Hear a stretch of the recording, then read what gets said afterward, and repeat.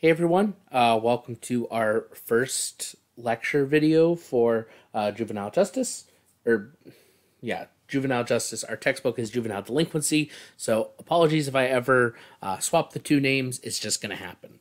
But anyway, welcome to the first lecture video. I did listen to your feedback, those of you who had me last semester, so I'm going to try to do this a little bit differently. So hopefully that helps, but always let me know what's working, what doesn't work, and I will do my best to fix what I can. Anyway, so if you haven't gotten the textbook already, it is Juvenile Delinquency, The Core by Larry Siegel and Brandon Welsh. It is the 6th edition. We do have it available through our bookstore, which is Barnes & Noble. If you are struggling to get it, please contact me as soon as humanly possible. If the barrier for you taking this class is you can't afford the textbook, again, reach out to me. We can try to figure something out. But if you don't tell me, I can't help. So please don't let the textbook be the reason that you can't take this class. Anyway, that's just my little rant on that. So we are diving in. If you look at the syllabus this week, because, we started a little bit weird last week, we're going to focus on Chapter 1. Next week, we're going to focus on Chapter 2, and there will be a quiz that week. That'll cover stuff from Chapter 1 and Chapter 2. And then going forward, we'll have multiple chapters a week. But this is just your segue into it. So you're seeing the Microsoft Whiteboard. Those of you that had me last semester or the last 8-week class, you know that I use this in the class. Those of you that are new, well, you'll see what's going on here in a minute. I will always make these boards available at the end of my lecture. So when you go to watch this, you'll also have the whole board to look at. So you will not be lost, hopefully. But yeah, that being said, that kind of brings up my initial thing. So these notes are going to be a little bit different from the last class. Those of you that were in the last class, you know that our textbook was an online textbook, so we were able to reference it directly. This one is a physical book, so we won't have the same thing, but we will talk about stuff from the textbook. And so I will always write down on the whiteboard the most important information that I want you to take away from this. That's not to say that other things that I don't write down aren't important.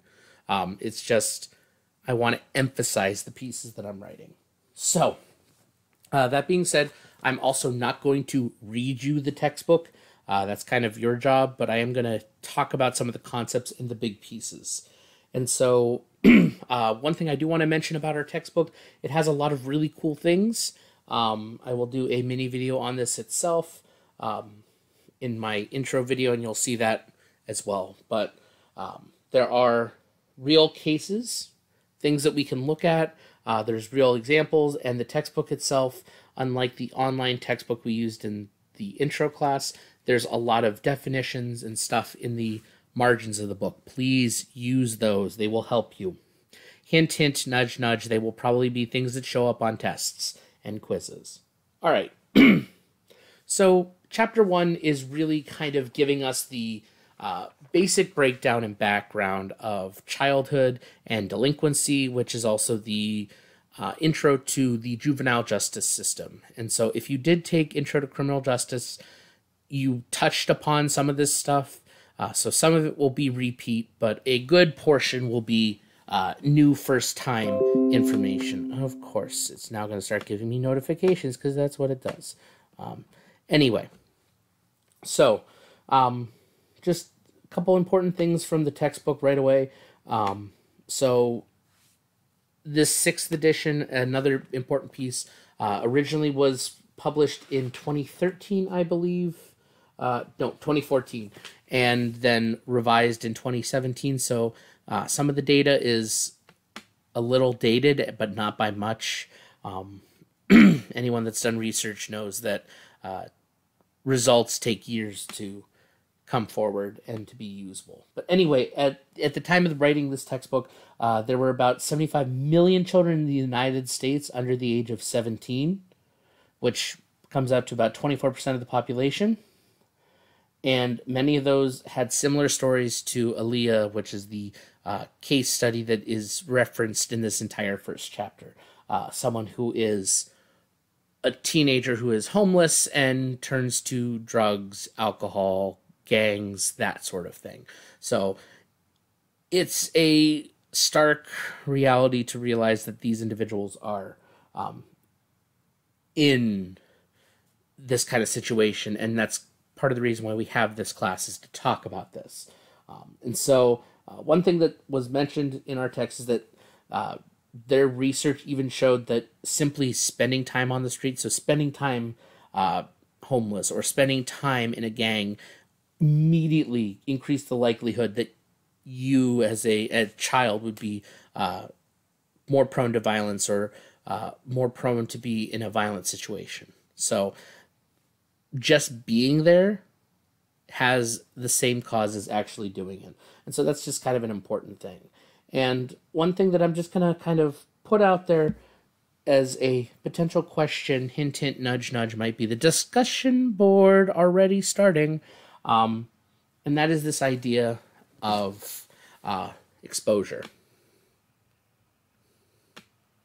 So when we talk about exposure, especially in this sense, we're talking about the exposure of youth, adolescents, so anyone under the age of 18, and specifically we're talking about exposure to drugs, we're talking about violence, and we're talking about sex. So if, and I'm very careful in saying this, but if any of these subjects are something that are uncomfortable for you to talk about, I do apologize, but these are realities of the system, and we do need to talk about them. So if you can't talk about it, I would urge you to think about a different field that you want to work in.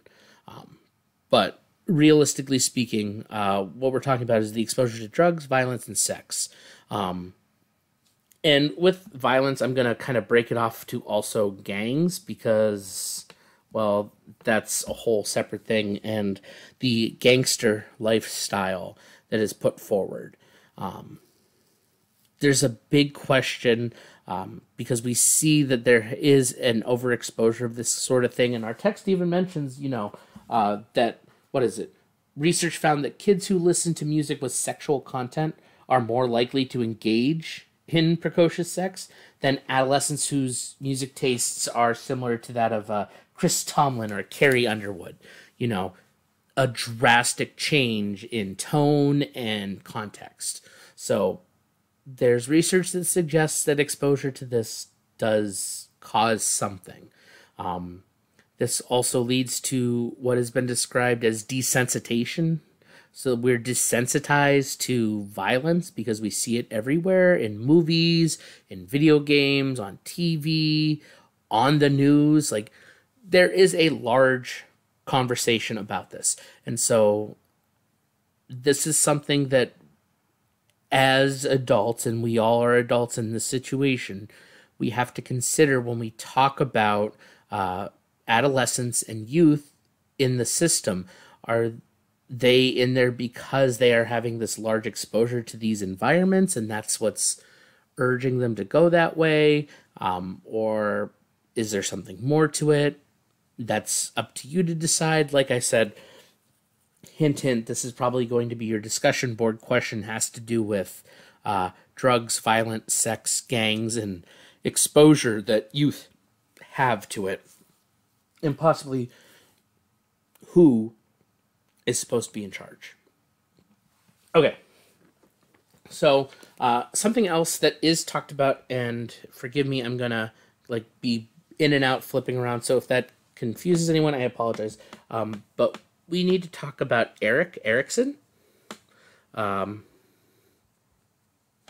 So in this class across the board, while yes, it is a criminal justice class, we will be talking a lot about psychology and sociology because, which we talked about a little bit in Intro to Criminal Justice.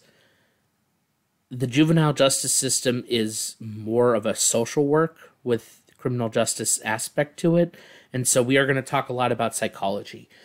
But Eric Erickson is very important because his whole thing that he talks about with this is the crisis of youth or adolescence is a struggle between the ego identity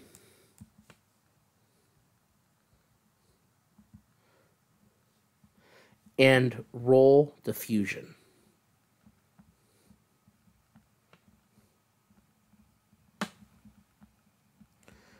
And so, what these two terms mean, and I'm just going to scroll a little bit so we can have this. So, what Erickson's talking about here is adolescents as they're going through that puberty area, when they're starting to go through hormonal changes, their whole world is changing. And if you are young enough to remember being a teenager, you know what I'm talking about. If it's been quite a while, you might say, oh yeah, I remember, but even I don't remember all that I went through. So it's at this time where the ego identity starts to come in, and this is really when a youth, an adolescent, they're starting to form their personality, who they are, a very firm sense of who they are and what they stand for. This is, I am this type of person. I stand for justice. I believe that everyone should be treated equal. I believe blah, blah, blah, blah, blah, whatever it is. That's their ego identity.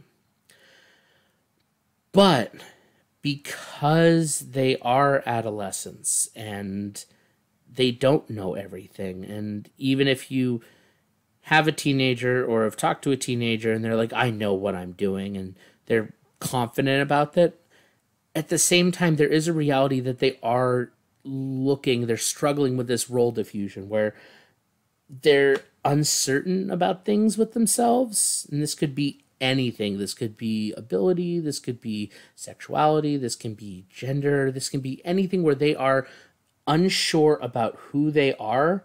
And so they look to some kind of role model, hence the role part.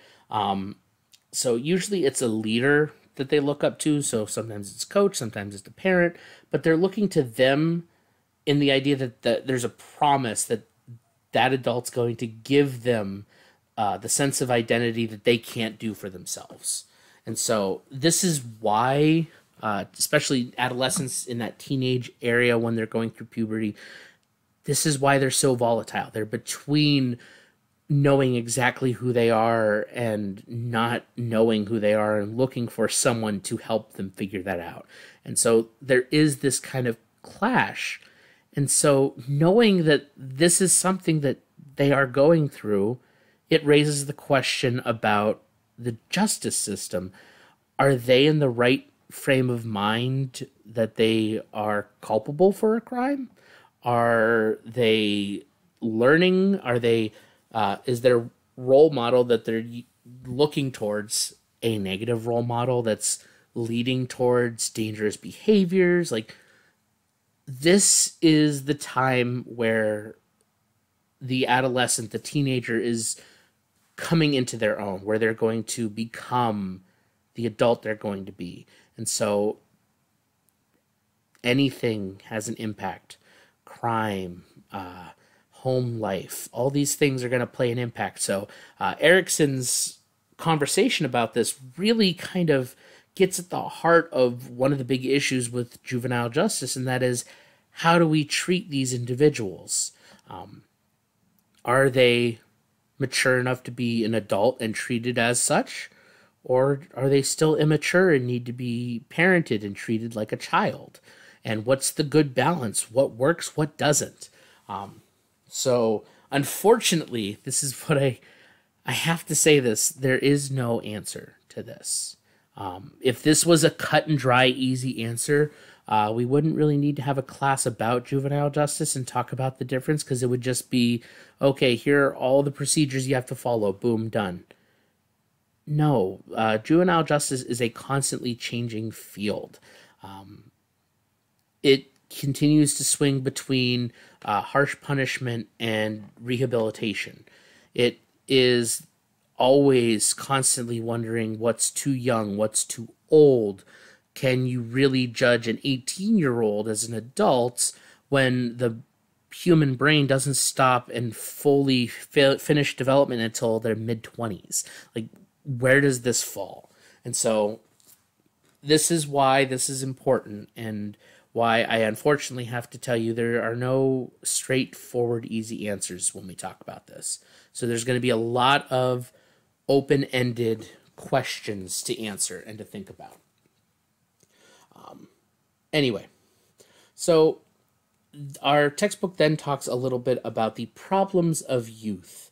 And this is just a harsh reality that sometimes I don't think we always think about. I do think the breakdown of the students at our school have a better understanding of this, but typically speaking, the most pressing problems that face American youth, so under the age of 18, is poverty, inadequate health care, parental separation and divorce, the foster care system, inadequate educational attainment, abuse and neglect, and coping with the modern world. And so we're going to talk a little bit about those things individually. And so one thing that I do want to put forward in particular has to do with poverty. And so, like I said, you're going to see me go back and forth with the colors of the pen and everything. That's always going to be my way to identify when I've shifted topics. Ooh, this is the cosmic. I thought that was just blue or purple. Sorry about that. I tried to do regular-ish colors. Okay. Poverty. This is something that I don't think we fully grasp across the board, not just this class, but I mean in general, we struggle with this. The national poverty line is $24,000 a year. So your annual income that you make in a year, if it is under $24,000, then you are considered under the poverty line. And the reality is that that number is not accurate. In particular, this is for a family of four. So we're talking, 2 adults, 2 children. The idea is that a family of 4 that makes less than $24,000 a year is under the poverty line. But if you've ever been in a family of 4, you'll know that $24,000 a year is not enough for 4 people.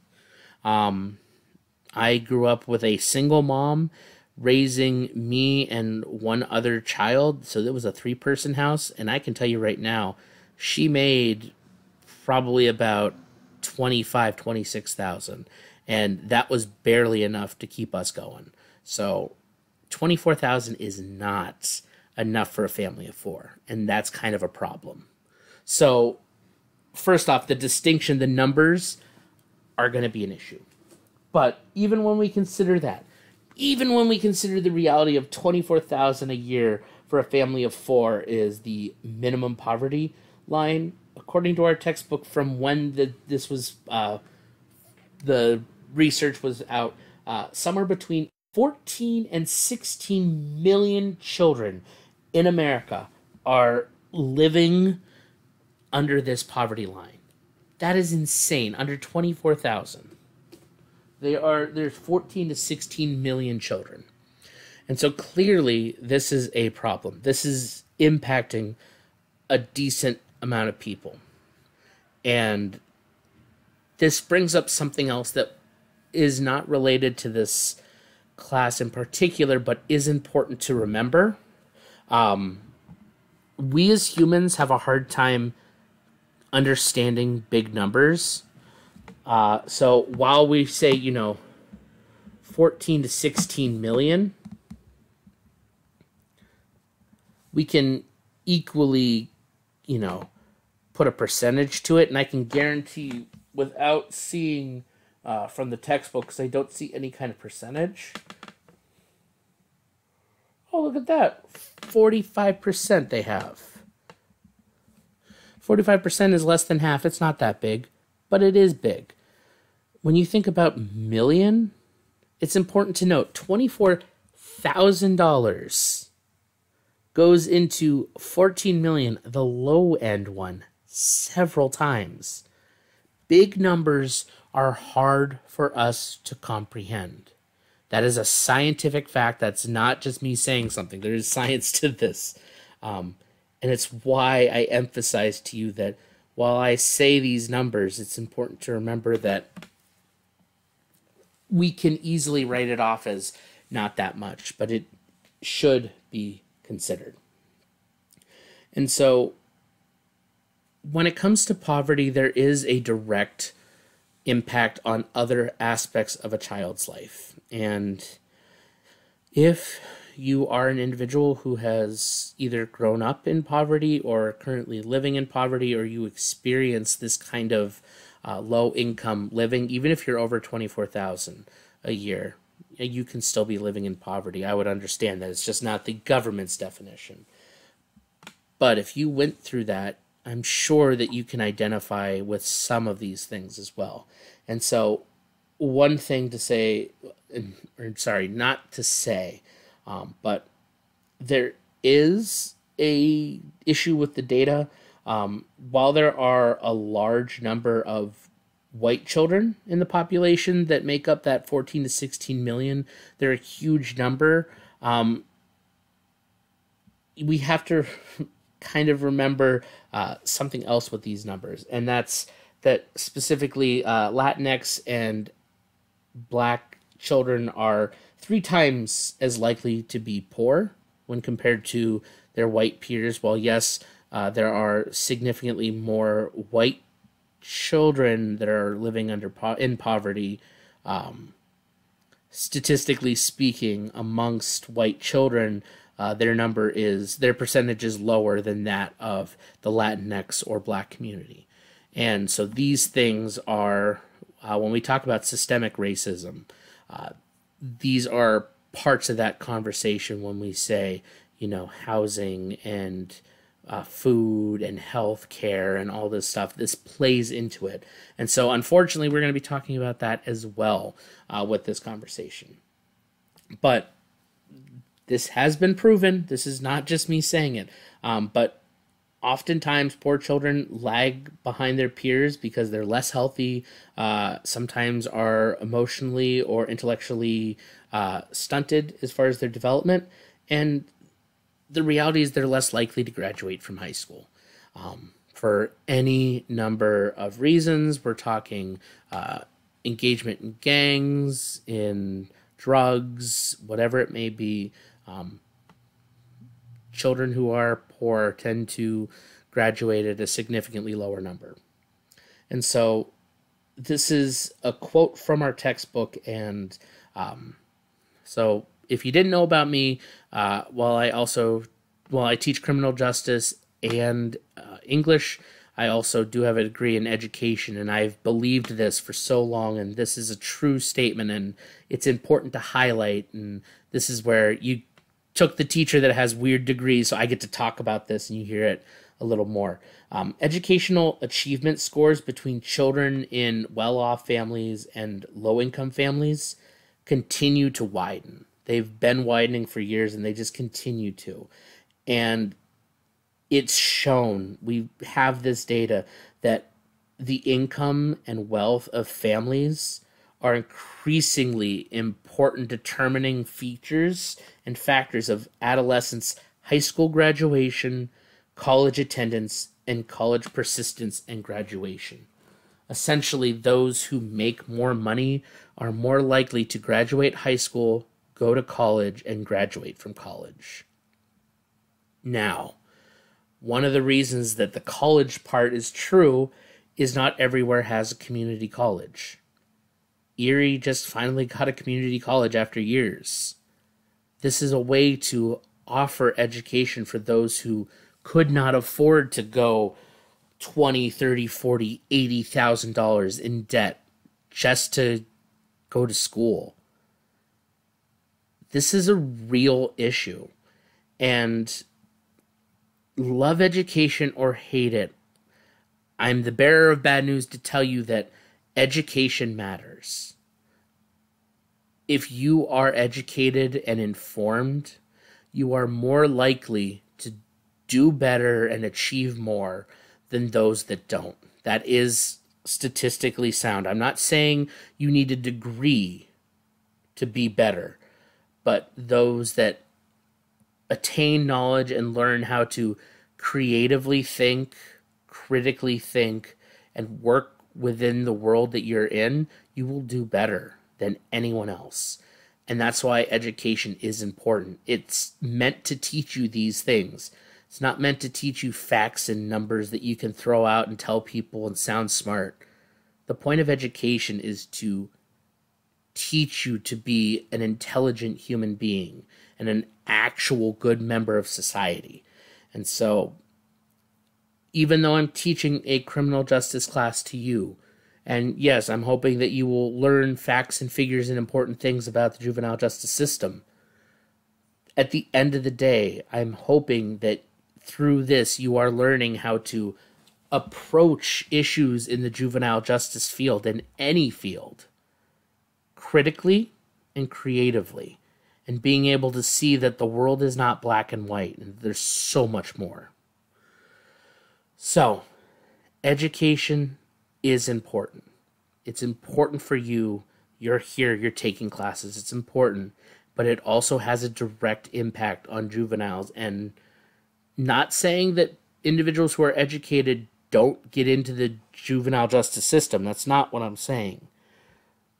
But there is a disproportionately higher number of non-graduating students, juveniles who do not finish high school, that are in the system. Education matters.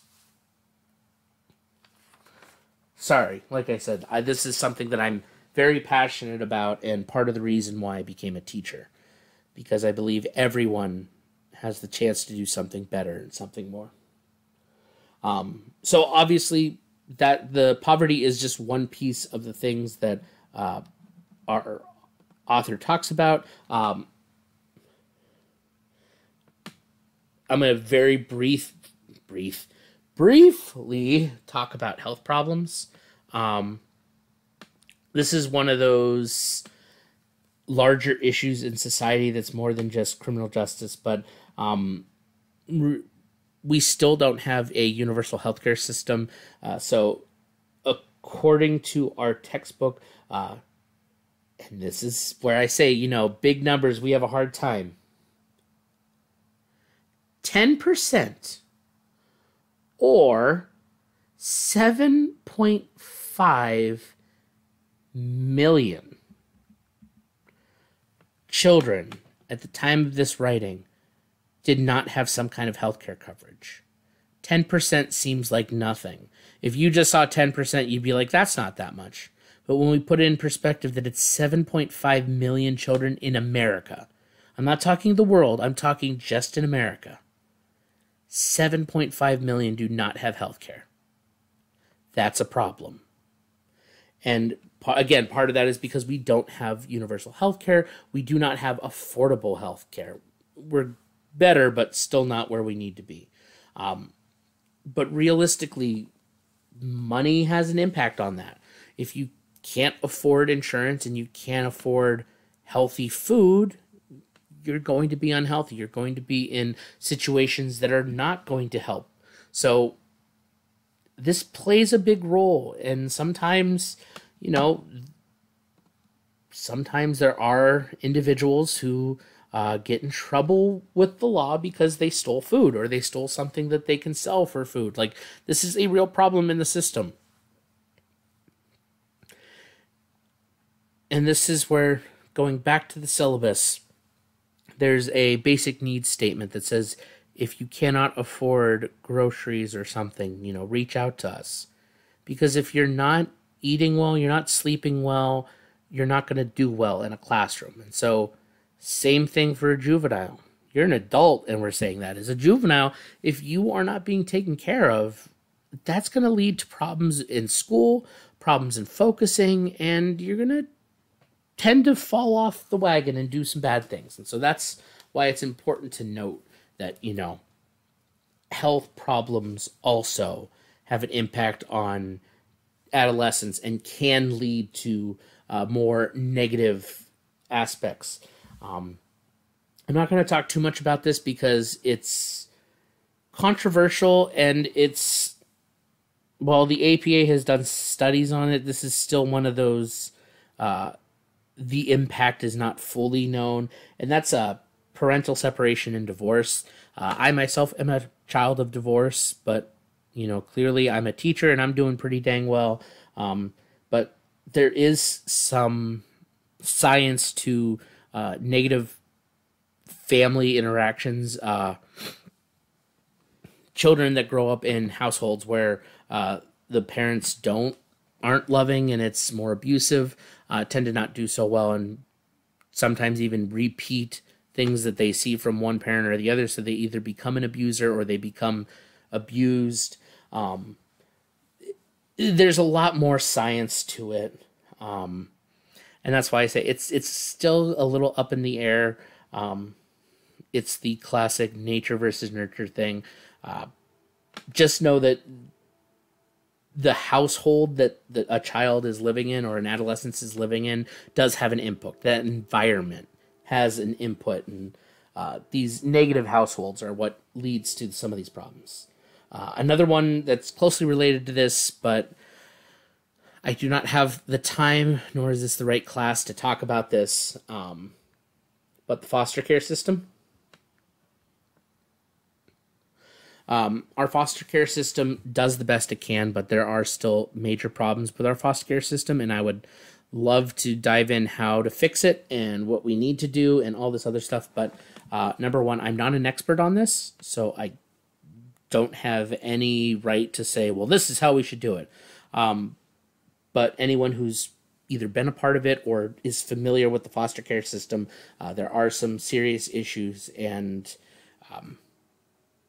if a child goes into the foster care system, there is data that shows that they're more likely to commit some kind of delinquent behavior that would end up being classified as a crime. So there is something to it, but it's important to just kind of, focus in that there are other things. So if you remember, like, it's hard to forget, education is important. So one of the big things is inadequate education, and so the U.S. educational system seems to be failing many young people. I've been saying that for way too long. According to the Children's Defense Fund, nearly 60% of all 4th and 8th grade public school students cannot read or compute right at their grade level. So that means 8th graders aren't writing at an 8th grade level. They can't read at an 8th grade level, and they can't complete math problems at an 8th grade level. And same with 4th grade. That's an issue. And I can say this honestly, as a teacher who has taught 8th grade, high school, and college, I see college students who struggle to write and read at an 8th grade level. And that is a major failing of our system. Education is broken in the United States. We've lost focus, and there are pushes towards better education, but it's going to take a while. So takeaway from this is, if you're one of these individuals who struggles to read or write at a college level, it's okay. You're not alone. It's likely that if you went to public school, the public school system failed you in some way, shape, or form. On top of that, only 78% of public school students graduate from high school in 4 years. Some take another year, some get their GED, but only 78%. And that's a majority, but that's still a lot of students that are not graduating high school in a timely manner. Like, that's shows signs of some issues. And then, just because we have to, over 500,000 public school students drop out of grades 9 through 12, that high school year, every year. And that is very unfortunate and very, for me, depressing. I do not like thinking that, that many students are dropping out. hear me when I say this. If you need to drop out of college classes or whatever for life events or something like that, do not feel ashamed. That is normal. You're allowed to. And I'm never going to shame someone for dropping out of a class because they're just feel like they're not ready or that they can't do it. That's fine. But the issue here, what I'm talking about, is they drop out, and this number, not everyone goes back and finishes. Not everyone tries to finish. If you drop out, I urge you not to give up. If your goal is to get a degree, get that degree. Keep working at it. It's important to not give up on learning, because here's the other thing. Learning can also be done not in a classroom, not at a school. You can still learn. Don't give up on learning. Be interested. Learn new things. Because when you give up, that's when you fail. That's your motivational speech from Mr. Wheaton for this week. All right. And so the other reality, and knowing some of the students in this class, I'm sure you can also attest to this, but there is an unfortunate discrepancy with individuals of color. Those kinds of demographics also impact in the public school setting. It's a disproportionately higher number of people of color that are engaging in these activities that are dropping out or can't read at an appropriate level. And there's a lot of other reasons for that that I am not getting into, because that is more of a sociology piece than criminal justice, but it's important to note. So, other thing to talk about real quick, and then we're going to wrap up this part of the lecture, and then we'll pick up with the next one, is child abuse and neglect. So, there's a large number of individuals who have been abused in some way, shape, or form. One thing that is important to mention as far as abuse, and that feels weird to say, abuse is, in this case, when we talk about child abuse, it is equal parts something against the child and also equal parts not supporting the child. So child abuse is, of course, physically harming or mentally scarring and harming a child in any way, shape, or form. Period. But neglect and not acting in the best interest of the child, denying them food, denying them some kind of aspect that is important, is equally abusive. So it's important to note that abuse is not just things that you can physically see. They are the invisible things, but they are also neglecting to do things. And then as far as abuse is concerned, yes, we can talk about parental abuse and things like that, but there's also peer abuse. And in particular, I'm sure if you went to school in the last 30 years, you're familiar with, bullying. We have this no bullying thing that we've been pushing for a while. But now we have this issue of cyberbullying. And it sounds really dumb, but the definition is just bullying done through the use of technology. Because, yeah, that's what we had to go with. But no, in all reality, cyberbullying is a real issue, and it's a fine line, because people that think it's ridiculous will be like, well, I'm just joking with them. Are you, or are you actually intentionally being mean? There's a lot of deeper psychological issues behind cyberbullying, cyber stalking, like deep diving into someone's Instagram, Facebook, TikTok, whatever social platform you're following on, and like liking their post from 8 years ago at 2 in the morning because you are bored. Like, no, that is cyber stalking. That is uncomfortable. Cyberbullying is a major issue and has been an issue, especially with youths in particular. And our text does talk about a serious issue with this, and slight trigger warning about this. We are going to talk about specifically self-harm and taking one's life. But our text talks about Phoebe Prince.